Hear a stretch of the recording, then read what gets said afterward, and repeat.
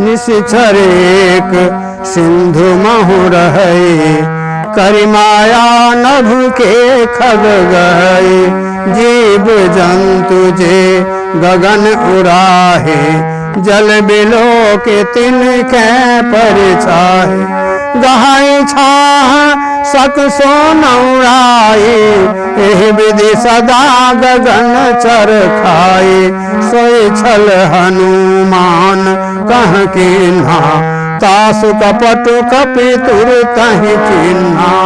ताहि मारि मारुत सुत वीरा, बाढ़ि पार कर गयो मत धीरा। तहाँ जाय देखे बन शोभा, गुंजत चंचरिक मधुलोभा। नाना तरु फल फूल सुहाए, खग मृग वृंद देख मन भाए। शैल विशाल देख एक आगे, तापर धाई चढ़ऊ भय त्यागे। मान कछु कपि के अधिकाए, प्रभु प्रताप जो कालहि खाए। गिर पर चढ़ी लंका तहि देखे, कहीं न जाए अति दुर्ग विषेखे। अति उतंग जल निधि चहुपासा, कनक कोट कर परम प्रकाशा। कनक कोट विचित्र मणिकृत भुंदराय तनाघना। चहु हट हट सुबाट बीथि, चारु सुरपुर बहु विधि बना। गजबाज खचर निकर पद चर, रथ बरोथन को गन। बहुरोपन चर जूथ अत बल, सेन बरतन नहीं बने। बन बाग उपवन बाटिका, सर कूप बापी सोहई। नर नाग सुर गंधर्व कन्या, रूप मुनि मन मोहि। कहु माल देह विशाल शैल, समान अति बल गर्जहि। नाना अखारन भिरहि बहुविध, एक एकन तर्जहि। करे जतन भट कोटिन विकट तन, नगर चहु दिस राक्षहि।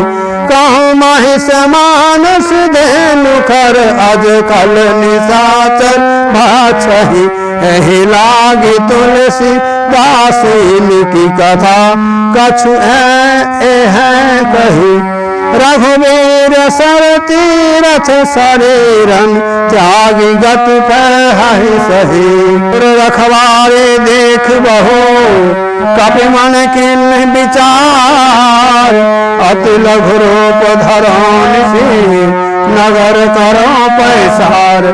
श्यावर रामचंद्र शंकर जी मां, जय जय सीताराम, जय जय राधे श्याम। पवन सुत हनुमान की जय। समुद्र में एक राक्षसी रहती थी। वह माया करके आकाश में उड़ते हुए पक्षियों को पकड़ लेती थी। आकाश में जो जीव जंतु उड़ा करते थे, वह जल में उनकी परछाई देखकर और उसकी परछाई को पकड़ लेती, जिससे वे उड़ नहीं सकते थे और वे जल में गिर पड़ते थे। इस प्रकार वह सदा आकाश में उड़ने वाले जीवों को खाया करती थी। उसने वही छल हनुमान जी से भी किया। हनुमान जी ने तुरंत उसकी कपट को पहचान लिया। पवन पुत्र धीर बुद्धि वीर हनुमान जी उसको मारकर समुद्र के पार गए। वहां जाकर उन्होंने वन की शोभा देखी। मधु पुष्प रस के लोभ से भौरे गुंजार कर रहे थे। अनेक प्रकार के वृक्ष फल फूल से शोभित हैं। पक्षी और पशुओं के समूह को देखकर तो वे मन में बहुत ही प्रसन्न हुए। सामने एक विशाल पर्वत देखकर हनुमान जी भय त्याग कर उस पर दौड़कर जा चढ़े। शिव जी कहते हैं, हे उमा, इसमें बानर हनुमान जी की कुछ बुराई नहीं है। यह प्रभु का प्रताप है जो काल को भी खा जाता है। पर्वत पर चढ़कर उन्होंने लंका देखी। बहुत ही बड़ा किला है, कुछ कहा नहीं जाता। वह अत्यंत ही ऊंचा है। उसके चारों ओर समुद्र हैं। सोने के परकोटे का परम प्रकाश हो रहा है। विचित्र मणियों से जड़ा हुआ सोने का परकोटा है। उसके अंदर बहुत से सुंदर सुंदर घर हैं, चौराहे, बाजार, सुंदर मार्ग और गलियां हैं। सुंदर नगर बहुत प्रकार से सजा हुआ है। हाथी, घोड़े, खच्चरों के समूह तथा पैदल और रथों के समूह को कौन गिन सकता है। अनेक रूपों के राक्षसों के दल हैं। उनकी अत्यंत बलवती सेना का वर्णन करते नहीं बनता। वन, बाग, उपवन, बगीचे, फुलवाड़ी, तालाब, कुएं और बावलियां सुशोभित हैं। मनुष्य, नाग, देवताओं और गंधर्वों की कन्याएं अपने सौंदर्य से मुनियों के भी मनों को मोह लेती हैं। कहीं पर्वत के समान विशाल शरीर वाले बड़े ही बलवान मल्ल यानी पहलवान गरज रहे हैं। वे अनेकों अखाड़ों में बहुत प्रकार से भिड़ते और एक दूसरे को ललकारते हैं। भयंकर शरीर वाले करोड़ों योद्धा यत्न करके नगर की चारों दिशाओं में रखवाली करते हैं। कहीं दुष्ट राक्षस भैंसों, मनुष्यों, गायों, गधों और बकरों को खा रहे हैं।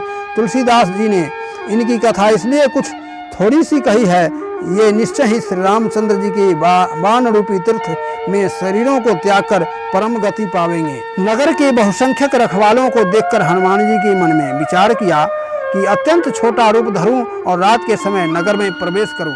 पवन सुत हनुमान की जय।